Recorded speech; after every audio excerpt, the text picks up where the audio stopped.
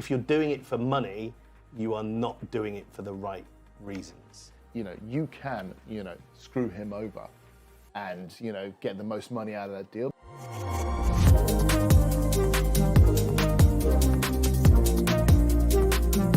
Hello team, we are the two fat brokers. I am Barney from Dubai. Ben from Abu Dhabi. Thank you for joining us. And today we are going to delve deep into the murky minds of real estate agents. You need your wellies for this one. And some hand sanitizer.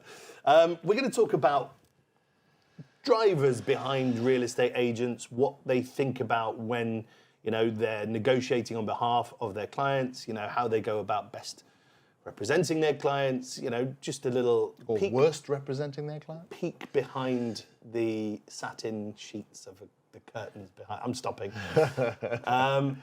So, what do you think? Let's start with... Well, let's talk about the biggest motivator first, which is money.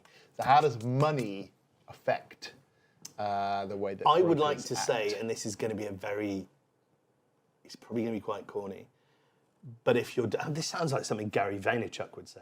If you're doing it for money, you are not doing it for the right reasons. Right, but I mean, let's be serious here. Oh, okay. Everyone, You can't be altruistic in your job. I mean... If you're doing your job properly, the money will come. Charity workers don't work for money, but everybody else does. No, but if your focus is on the money, your focus is in the wrong place. Right. For case in point, okay, so I'm an agent and I'm representing an off-plan buyer. Mm-hmm. Right, and the off-plan buyer wants to buy a 2-bedroom apartment, and I go, don't buy this unit because I know the developers are only paying me 3% commission. Do buy this unit because I know they're going to pay me 5%. I'm not working in the best interests of my client. If that 3% is a better option for him than that 5%, which is a better option for me. Well, so the divining rule in what you're doing is just to maximize your income and not best represent your client. You're in it for the wrong reason. I mean, in a way. Irrefutable, aren't I, Benjamin? Very clever. But we're not here talking about why brokers are in, real estate brokerage, because they really want to help their clients. Most of them are in it for the money, right? Back. I mean, you're obviously very different, Barney. I am. I agree. You just want to help people. Someone called me a legend in the industry the other day. That just made me feel really old. Someone who knew nothing about the industry. Hurtful. So, I mean, there's a reason why, and we talk about it particularly in the off-plan market. Some off-plan, developers offer like 10%. Do they? And some offer 2%. Yeah. I know them. And the ones offering 10%, they want the brokers to focus on their product. And it obviously works, or else they wouldn't be doing it. So, we have to be realistic about this, and buyers out there should also be realistic about this. That there are some brokers who are not in it for the love. They are not in it just to help their clients, and they will sell their clients something which is less appropriate. You're oversimplifying what I'm not a charity worker, but what I'm saying is, if I'm chasing the dollar over chasing what's best for my client, I'm doing a bad job, right? Right. That's what I'm saying. But I mean... Because you're going to get people coming to me going, you'll do this for free. I saw your podcast. You're a charity and I am not. Yeah, in a way. But I mean, there's a reason why North Sea oil workers get paid loads more than, someone else, because it's a difficult, dangerous job, and you need to motivate people to do it. So you need to pay them more. Now, if someone's got a crap product, you need to pay them more to sell it, right? And very, very possibly, very likely, they're going to want to sell that over something which pays them less. I mean, it just makes sense. Particularly, or if we take a simple example, 2% versus 4%, you're going to get paid double to sell this as opposed to that. Of course, you're going to try and sell, this. Now, I'm saying brokers. Obviously, I don't do brokerage myself, and I advise all my agents to represent their clients. What are you talking about? But you can't deny, and so something really interesting happened in the financial industry a couple of years ago in the UK. So they had to give you a piece of paper which showed how much they were earning out of the deal.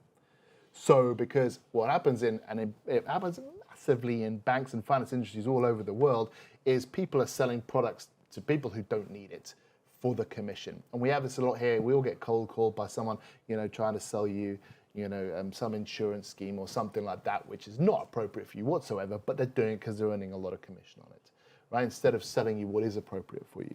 So in real estate, I think it would be important for buyers to know, all right, so if this guy's, if we've got two options here and he's pushing me to this one, how much is he earning out of that? Is it important to know? So probably asking for a kickback. Well, I mean, different podcast. Hopefully not. You can retrospectively look that one up. Hopefully not, but you should know. So in Dubai, I don't know if it's the same in Abu Dhabi. I don't think it is, but in Dubai, it is mentioned on the Form F. If you're doing an end user purchase, so if I'm buying a house from you, on the Form F, the sales and purchase agreement, it says buyer's agent's getting this, seller's agent's getting that, and it's a percentage plus that. Yeah, also the same in the MOU. But I mean, for secondary market, it's pretty much established, 2% from the buyer, and in Dubai, 2% from the seller. So in the secondary market, I think you can be reasonably certain that your broker's not being influenced by the extra cash. Although there are circumstances where, for example, you want a particular unit, but it's split with another broker. Your broker might try and steer you away from that to a unit that he's got direct because he can get more money, right? So, and so he might be doing a bad job trying to influence you in doing that. Well, actually, we had a really interesting situation recently where we had a buyer for a unit and we made an offer through the other broker. And then the other broker said, oh, actually, I've got a client for it and your offer has spurred him to make a slightly higher offer and I'm doing the MOU and it's sold, without giving our client the opportunity to make a higher offer. It's like, done, because they had the seller direct and they didn't, bring our offer to the seller because they had their own client and they were going to make more money that way. So if you're a seller, you also need to look out for something like that where, someone's gatekeeping your property. How is that going to be disclosed? The seller would never know. Yeah, I mean, if you had exclusivity, maybe you'd try and say, listen, you need to bring me all the offers, and that needs to be a contractual obligation. Because I think in the UK you have to bring the client all the offers, even if it's a lowball, crappy offer. Yeah. You have to bring it. And in the UAE, sometimes we don't bring people global crappy offers because they get upset and you get emotional about it, and you get a lot of them. Exactly. So sometimes you have to reject on behalf of your client. But case in point, that broker was not acting in his client's best interest. Absolutely, because of money. Would have got more money. So I think if you're a buyer or a seller, you really need to understand the financial motivations of the broker involved. You need to understand the money, and you need to understand that maybe they don't want to do a split deal. Maybe they're not bringing you deals from other brokers. So how do you circumvent that? That's impossible to circumvent. Well, even contractually, you can still hide an offer, right? If you contractually sign something that says I will give you all the offers, you might not give all. Well, if you find out later, but you're never going to find out. Well, you might do. I mean, it's like there's a lot of data in the market, for example. So particularly in this deal, we thought, well, should we call the seller direct and say, listen, we've got a higher offer than what you've accepted, but our higher offer isn't being put to you because this broker's gatekeeping your units. As we know, not always higher offers are accepted, as per mum's neighbours. Yeah, sometimes they don't accept the offer for one reason or another, or it's a cash offer and yours is finance, or whatever it might be. But I think if I was a buyer or a seller for that matter, I'd need to understand the financial motivations of the broker, because some are immune to that, like you, immune to the financial implications of your actions because you just want to do the best for your client. Correct. Not all brokers are like that. Some are just out for the money, or not just out for the money, but out for as much as they can get. Would that make them a bad broker? I mean, their success to themselves would mean, I made 4% out of that transaction rather than 2%. I'm a really good broker. Or am I a really bad broker just getting rich at the expense of everyone? Well, so what the enhanced commission, if we go back to off-plan, if someone's offering 10%, that enhanced commission should make you do a lot of marketing for their product and find people who want to buy their product and then sell it. And that, is a good broker, and the financial motivation there is working perfectly as it should. Where it gets skewed is where you've got a client, and as you say, what's best for them is the 2%, but you push them towards the 10% because you're going to make 5 times more money. So in that respect, where you're possibly manipulating your client or telling them that this, product is crap when it isn't, and telling this product is great when it's rubbish, that way you're a bad broker. But if you're just doing a lot more marketing on this product and getting buyers and selling it, then you're doing your job right. You're being motivated. So in the right way. secondary market, a way that you can steer away from that is by avoiding the conflict of interest. So I deal a lot at the moment with people from Europe, and they say Europeans? to me, correct. School's working out for you. They don't want to buy a property that I am representing the seller as well, because that is a conflict of interest. Yes. So And actually, there could be a legislation not where, allowed. well, exactly. There's legislation where you cannot represent both parties. But again, that broker that circumvented your offer or didn't let your client, he was representing both sides. Yeah, I mean, there is a situation where you can represent, where the same company can represent the buyer and the seller, and that's fine. But yeah, It's still a conflict of interest, isn't it? well, the law in Abu Dhabi, I don't know what it is in Abu Dhabi, in Dubai, it is you must have a separate representation for each, but they can be from the same company. So you could have unscrupulous, companies doing that, particularly if you've got the unit and the buyer. To get another representation of the unit, you've got to give it to one of your mates. So you're not going to give it to someone who's going to screw the deal for you, right? You're going to give it to someone who's, safe and secure. They would likely just knows put their the name on the program. contract and have nothing to do with it. Yeah, exactly. So I think, it's probably a good idea. If you are a seller or a buyer, you don't want, a buyer or a seller represented by the same person, because it could be costing you money in the long run. True. What other things motivate brokers apart from money? Money's obviously the big one. I mean, there's kudos. Anybody. Well, it takes a very specific type of person, I think, to be a real estate broker. And you and I have done a podcast about that. I mean, to be a good one, anyone can be a real estate True, broker. to be a good one. And when you get to a certain level, there is a degree of notoriety that you get from being a good real estate agent. I mean, and that is then a vindication, not vindication, that is the seal of approval on the work that you've done to that point, to have that. But is that a motivating factor? I mean, it's motivating to perhaps Everybody's slightly motivated by fame, let's call it, for want of a better why word. they're on social media, perhaps? That's why everybody's on social media, apart from you dinosaur. Maybe I don't need the fame and the kudos. I guess the question. Actually, I don't sell question, anything, so also doesn't question affect being, me. the guys who are on selling Sunset, the volume of business that they do versus the level of notoriety that they have has kind of skewed a little bit. All of these famous real estate agents who are selling Sunset, let's say, for example, they are now way more famous than the amount of business that they do. Yeah, I mean, it obviously doesn't harm them. But if we were trying to say to a buyer or a seller, okay, things you need to look out for when working for a broker, like in terms of, how they're going to act and looking inside their mind. So we've said money. Do you think kudos is something they have to worry about? Probably not. Probably not. Yeah. So what should Depends buyers what and you're selling. sellers... There's no kudos in think selling about? a 2-bedroom in downtown, but there is kudos in selling a 300 million dirham villa on the Palm, or in Jumeirah Bay, or in Emirates Hills. Yeah. Well, I mean, at the top of the podcast, you mentioned when a real estate agent goes in to negotiate for you, if you're a buyer or a seller. Is there something you need to look out for there? Should you be talking to the real estate agent about how they should pitch your offer, or? I don't think so. I think that's actually something that I would definitely recommend sellers not to get involved in. Yeah. There is a reason why we do what we do, and we if you are good at what you do, why you're good at what you do, and then to have a seller or a buyer breathing down your neck, going, I want you to do it this way. Like as not, you're probably dealing with somebody in terms of your real estate agent who's bought and sold quite a bit more than you have. So if you feel like your 2 cents worth is important in the negotiation, I would be inclined to sit back and listen to what your broker has to say beyond what you want. What is your broker probably thinking about you as a buyer or a seller? How do you mean? So obviously if you're perhaps like trying to step in too much or whatever it might be, how is the broker kind of like seeing you? Obviously in an ideal world they see you as like a friend and someone they want to help, or whatever it might be. But how are they thinking about this transaction? They just, obviously we mentioned the money side of it, but another thing is, can I get the transaction done as quickly as possible?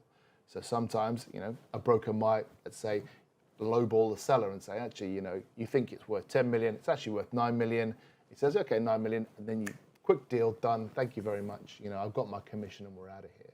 So that's another way in which, brokers might be thinking. Well, in that circumstance, the broker's got the seller what he was happy to take. In one of these, nobody ever buys or sells a house under duress unless you're in financial issues, right? So if you were happy to take 9 million dirhams for that house, you were happy to take it. The broker got it for you. But what if you're misinformed? You shouldn't really be misinformed in this day and age. There are enough websites that cover Dubai real estate for you to have a very good idea of what your property's worth. It's when the sellers start ignoring that information, that's when they get themselves into trouble. How do you mean? The unit just stays on the market? The unit just stays on the market. Well, so my business partner, Mr. Fabrizio Saltini, said there are 3 reasons, and this is actually quite salient for someone as dumb as him. There are 3 reasons why there are 3 reasons why a property doesn't sell. 1 is the price, 2 is the market, 3 is the agent, and that's it. I would say 1 is the price, 2 is the price, 3 is the price. No, because if you got the price right, then the agent is rubbish. Yeah, but not the market. The marketing, I would say. Yeah, I guess maybe so. Price, marketing, agent. If you've got a really appalling agent, you can drop a lot of grenades. Yeah, but I think never the market, because if the market goes down, just your price needs to come down, right? So it's actually price. True.